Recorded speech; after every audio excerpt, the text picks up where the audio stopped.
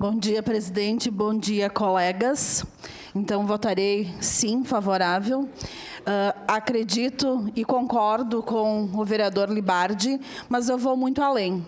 O pessoal do interior, quem do interior tem água encanada pelo SAMAI? Muitos, muito poucos. E eles sabem, os agricultores lá do interior sabem cuidar das suas águas. Sabem cuidar porque eles precisam beber aquela água. E se eles precisam beber aquela água, claro que eles vão ter todo o cuidado do mundo para enterrar os seus parentes e tudo mais. Tanto que nos cemitérios do interior, o jeito que é enterrado é praticamente impossível que haja contaminação.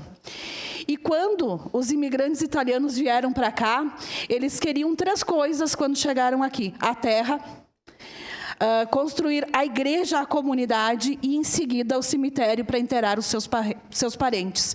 Justamente porque, naqueles 30 dias que eles passaram de navio, quantas pessoas eles perderam e tiveram que jogar no mar. Então, isso é cultural, mas também o agricultor, sim, sabe cuidar da sua água. Então, é meu voto favorável. Muito obrigada.